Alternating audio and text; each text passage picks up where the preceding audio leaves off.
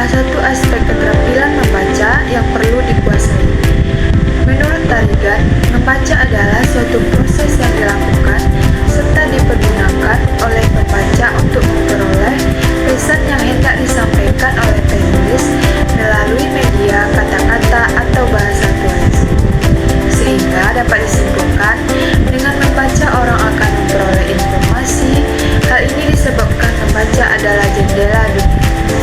Sejalan dengan itu, Krida Laksana mengartikan bahwa membaca adalah keterampilan mengenal dan memahami tulisan yang bermakna dalam bentuk urutan lambang-lambang, grafis, dan perubahannya menjadi bicara-pembicara yang bermakna dalam bentuk pemahaman, diam-diam, atau pemujaran kera-kera. Menurut Kamus Besar Bahasa Indonesia, menyatakan bahwa membaca adalah mengeja atau melafalkan apa yang tertulis. Jadi, membaca merupakan salah satu yang tidak asing lagi untuk dilakukan karena apapun kegiatannya, kita harus membaca terlebih dahulu. Bahkan ketika kita akan melihat suatu pengumuman pun harus kita baca agar tidak ketinggalan informasi.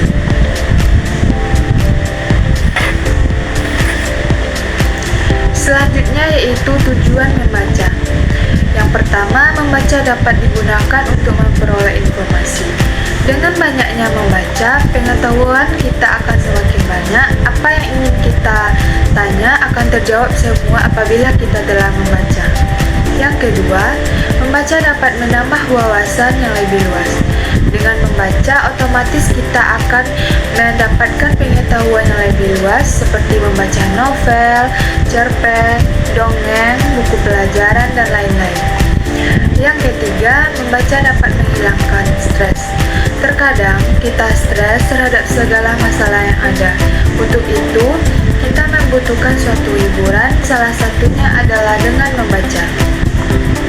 Yang keempat, membaca dapat menambah kegiatan.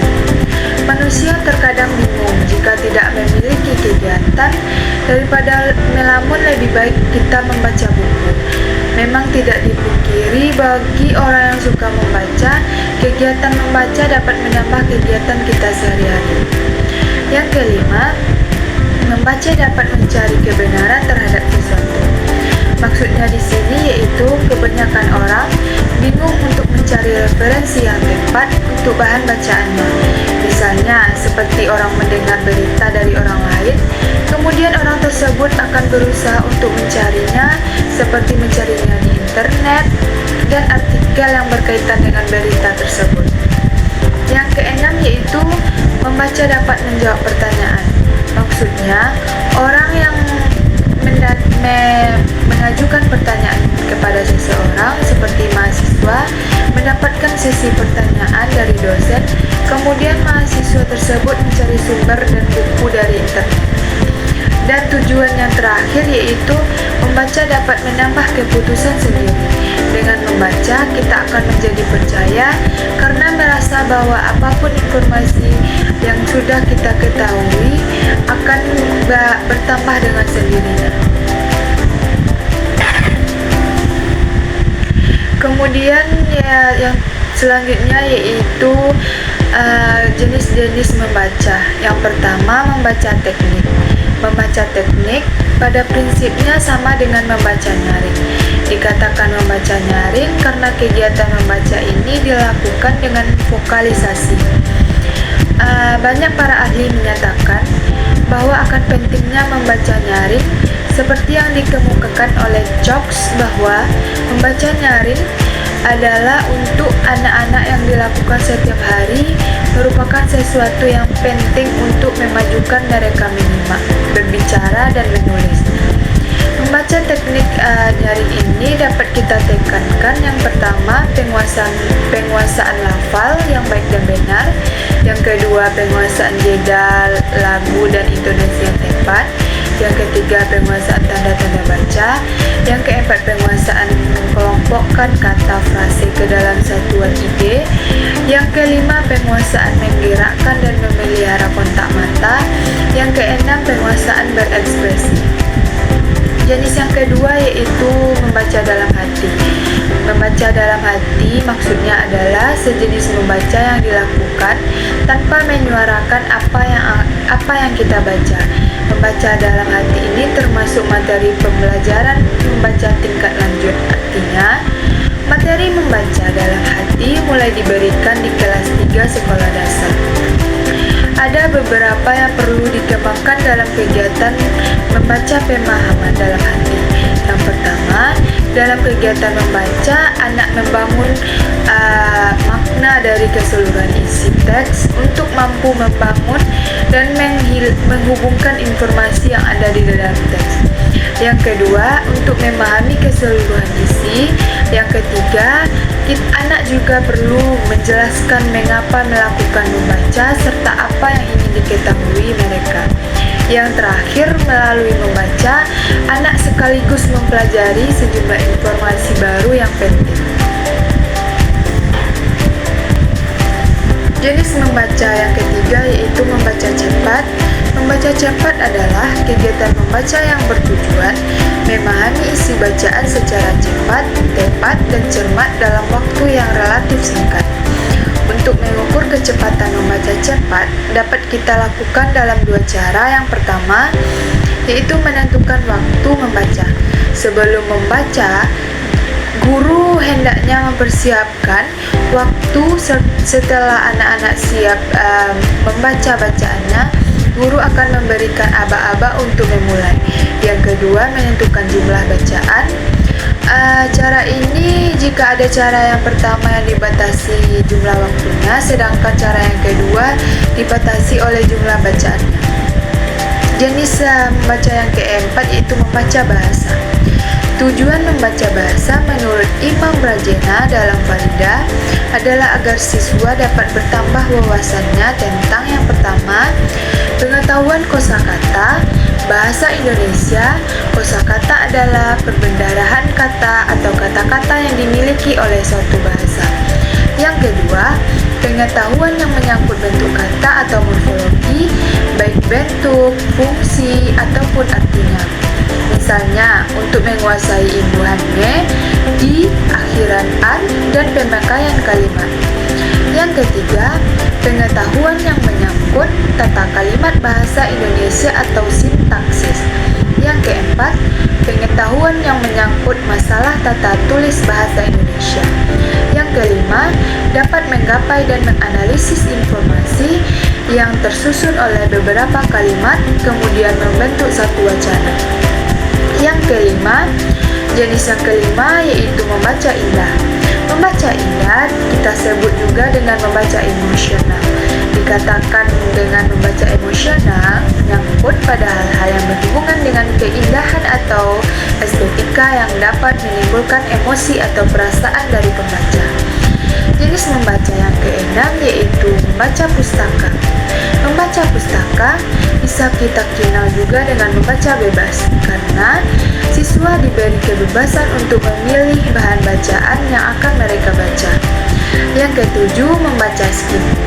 Membaca skimming, ada kalanya sebuah buku harus dibacakan secara keseluruhan, sementara ada pula buku yang tidak perlu kita baca secara keseluruhan. Manfaat jenis membaca yang terakhir yaitu membaca skimming.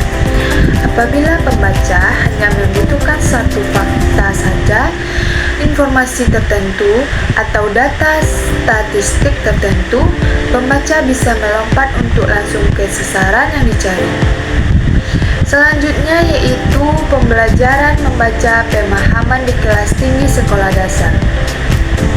Kemampuan membaca dengan pemahaman yang berlangsung semenjak anak mulai merangkai huruf, suku kata menjadi kata yang bermakna. Misalnya, dapat kita contohkan ketika anak bisa merangkai huruf suatu kata seperti kur dan si yang diartikan kursi.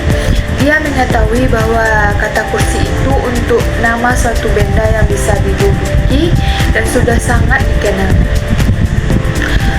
Ada beberapa contoh kegiatan membaca yang dimaksud, seperti yang pertama membaca petunjuk, membaca langkah-langkah, melakukan percakapan, percobaan, membaca spanduk, poster dan browser, membaca undangan dan pengumuman, membaca peta, denah, tabel, grafik dan jadwal, membaca tata tertib sekolah, membaca karangan teman, dan membaca untuk menjawab teka-teki.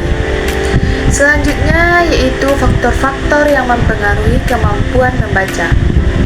Yang pertama, faktor fisiologis. Faktor ini lebih mencakup kesehatan fisik, pertimbangan neurologis, dan jenis kelamin. Faktor kelelahan merupakan kondisi yang tidak baik bagi anak saat belajar, khususnya belajar membaca. Yang kedua yaitu faktor intelijensi. Faktor ini merupakan sebagai suatu kegiatan berpikir yang terdiri dari pemahaman yang esensial tentang situasi yang diberikan. Faktor yang ketiga yaitu faktor lingkungan. Faktor ini mempengaruhi kemajuan kemampuan membaca siswa. Ya, seperti yang pertama, latar belakang dan pengalaman siswa di rumah. Yang kedua, sosial ekonomi keluarga siswa. Yang ketiga, yang keempat yaitu faktor fisiologis. Faktor lain yang mempengaruhi kemajuan kemampuan membaca anak yaitu faktor fisiologis, yaitu seperti motivasi. Mungkin kita sudah tahu apa itu motivasi, yaitu motivasi merupakan suatu kegiatan yang mendorong seseorang untuk melakukan suatu kegiatan. Yang faktor fisiologis kedua yaitu minat. Minat adalah kegiatan yang kuat disertai usaha-usaha seseorang untuk membaca. Faktor fisiologis yang ketiga yaitu kematangan sosial, emosi, dan penyesuaian diri. Seorang siswa harus mempunyai pengontrolan emosional pada tingkat tertentu.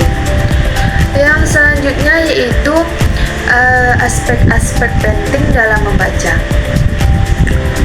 Membaca memiliki berbagai macam aspek penting di mana dikemukakan oleh Boughton dalam Tarigan 2020. Ada beberapa aspek-aspek penting membaca. Yang pertama, keterampilan yang bersifat mekanis yang dapat dianggap pada urutan yang lebih rendah.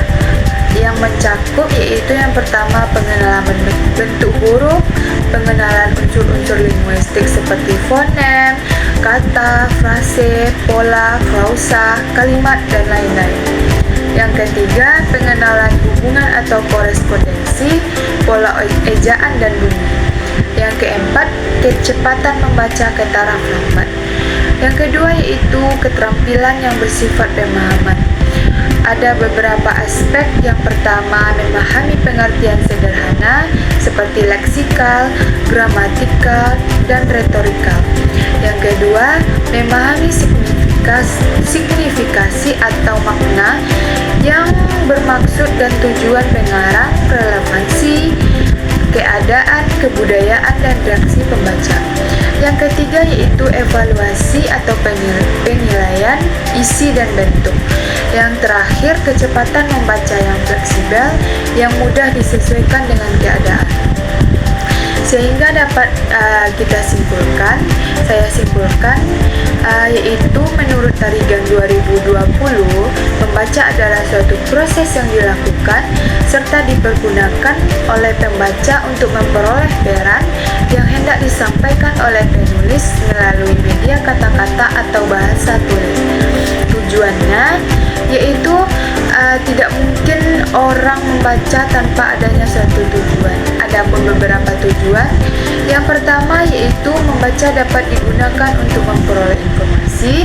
Yang kedua, membaca dapat menambah wawasan yang lebih luas. Yang ketiga, membaca dapat menghilangkan stres. Yang keempat, membaca dapat menambah kegiatan. Yang kelima, membaca dapat mencari kebenaran terhadap sesuatu. Yang keenam, membaca dapat menjawab pertanyaan-pertanyaan.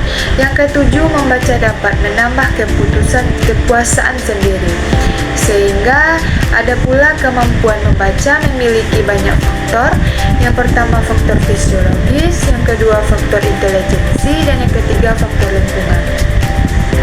Mungkin hanya sampai di sini penjelasan saya mengenai keterampilan berbicara.